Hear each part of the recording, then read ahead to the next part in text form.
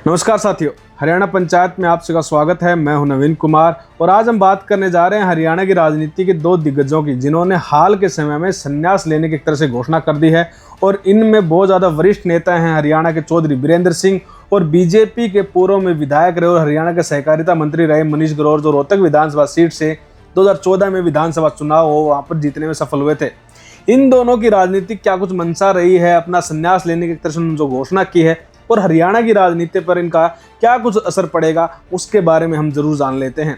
अगर हम बात करें यहाँ पर मनीष ग्रोवर की, तो बीजेपी को 2014 से लेकर वर्तमान समय तक मजबूत करने वाले रोहतक विधानसभा सीट पर उनके अचानक बीजेपी में संन्यास की घोषणा करने से कहीं ना कहीं पार्टी को भारी नुकसान हुआ है। ऐसा इसलिए क्योंकि अगर वो विधानसभा चुनाव नहीं लड़ेंगे तो यहाँ पर बीजेपी के पास इतना कोई बड़ा यहाँ पर सशक्त चेहरा नहीं है इसके दम पर बीजेपी अकेले चुनाव लड़े, क्योंकि यहाँ पर उनको टक्कर देने वाले भारत भूषण बत्रा हैं जो कांग्रेस के मौजूदा विधायक हैं। साथ ही साथ मनीष ग्रोवर जी की अपने इलाके में अपनी अलग पैठ थी, जिसके चलते वो 2014 में विधानसभा चुनाव जीते थे। उनके अनुसार 1987 में वो मंगलसेन जी की अध्यक्षता में वो राजनीति में आए और उसके बाद 2 बार पार्षद चुने गए।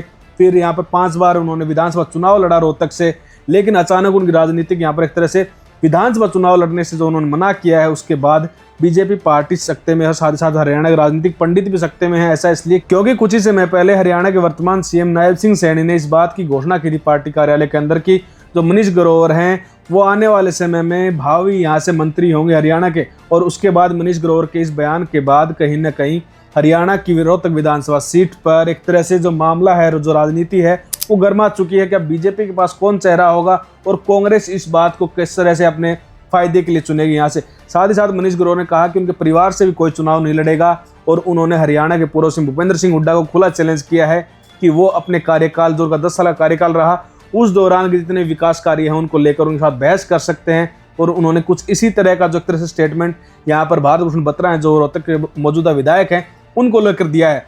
अगर हम बात करें इसके बाद चौधरी वीरेंद्र सिंह की, हरियाणा की राजनीति में जाट समाज का प्रतिनिधित्व करने वाले चौधरी वीरेंद्र सिंह, उचाना जो सीट है वहां पर उनकी पारिवारिक राजनीति बहुत लंबे समय तक रही है। उनकी पत्नी वहां से विधायक रही हैं, वो खुद वहां से विधायक रहे हैं और उनके जो बेटे हैं ब्रिजेंद्र सिंह, वो बीजेपी के शासन में हिसार से सांसद भी रहे हैं। हालांकि उसके बाद उन्होंने सांसदी छोड़कर यहाँ पर उन्होंने बीजेपी को छोड़कर कांग्रेस ज्वाइन कर ली। उसके बाद धीरे धीरे उनकी पत्नी जो है प्रेमलता चौधरी वीरेंद्र सिंह की, वो और चौधरी वीरेंद्र सिंह खुद ही पार्टी में हजारों कार्यकर्ताओं के साथ शामिल हो गए। और उन्होंने जब पार्टी जब यहाँ पर कांग्रेस ज्वाइन की थी तो दिल्ली के कार्यालय पर उन्होंने कहा था कि वो तो चाहते थे कि लाखों की संख्या में यहाँ पर वो अपने समर्थकों को कांग्रेस यहाँ पर ज्वाइन करवाएं, लेकिन इतने यहाँ पर व्यवस्था नहीं है, जिसके चलते वो कुछ ही सीमित यहाँ पर अपने कार्यकर्ताओं को लेकर आए हैं। वहीं चौधरी वीरेंद्र सिंह ने कहा कि वो नहीं चाहते कि खुद चुनाव लड़े, वो चाहते हैं उनके बेटे को अच्छा मान सम्मान दिया जाए, अच्छी तवज्जो दी जाए। और उचाना सीट उनकी पारिवारिक सीट रही है, तो इसलिए यहाँ पर चौधरी वीरेंद्र सिंह के जो बेटे हैं ब्रजेंद्र सिंह, उनको यहाँ से दावेदार बनाया जाए। और उनकी इस राजनीतिक बयान के चलते हरियाणा में कहीं ना कहीं जो सीएम पद की दौड़ में लगातार लोग बने हुए थे, उसमें चौधरी वीरेंद्र सिंह का भी नाम था।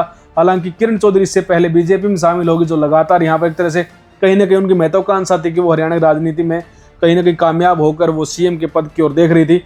लेकिन इसके चलते भूपेंद्र सिंह हुड्डा का भार कहीं ना कहीं कम हुआ है, या फिर ये कहें कि वो कुमारी शैलजा के साथ लगातार कनेक्ट नजर आ रहे। तो जो अभी कांग्रेस संदेश यात्रा है हरियाणा में, कुमारी शैलजा जी की तरफ से वो निकाली जाएगी और उनके पोस्टर पर चौधरी वीरेंद्र सिंह की फोटो लगना बहुत कुछ कहता है। वहीं हरियाणा के जो अन्य कांग्रेस नेता, चाहे वो प्रदेश प्रभारी हो, चाहे वो हरियाणा के कांग्रेस अध्यक्ष हो, चाहे वो हरियाणा के पूर्व सीएम भूपेंद्र सिंह हुड्डा हो, किसी की भी फोटो उनके पोस्टर पर, पंपलेट पर नजर नहीं आए। जिसके बाद हरियाणा के राजनीतिक गलियारों में इस बात की चर्चा लगातार थी कि किरण चौधरी की जो भूमिका है वो चौधरी वीरेंद्र सिंह निभाएंगे यहाँ पर। और चौधरी वीरेंद्र सिंह ने कुछ इसी तरह का बयान दिया है यहाँ पर कि वो खुद सीएम की दौड़ से हट गए, लेकिन उनके बेटे वो हैं अभी फिलहाल मौजूद हैं मैदान में और उनको कांग्रेस अच्छी तवज्जो दे और अच्छा खासा जनाधार वो यहाँ पर हासिल करके हरियाणा में कहीं ना कहीं मंत्री पद पर नजर बनाए हुए हैं। लेकिन आपको क्या कुछ लगता है, हरियाणा की राजनीति में इस उठक पटक के बीच इन दो बड़े नेताओं ने एक तरह से अपने राजनीतिक संन्यास की घोषणा करते हुए सिर्फ पार्टी को मजबूत करने की जो बात कही है, ये कहां तक आपको सही लग रही है? और हरियाणा की राजनीति में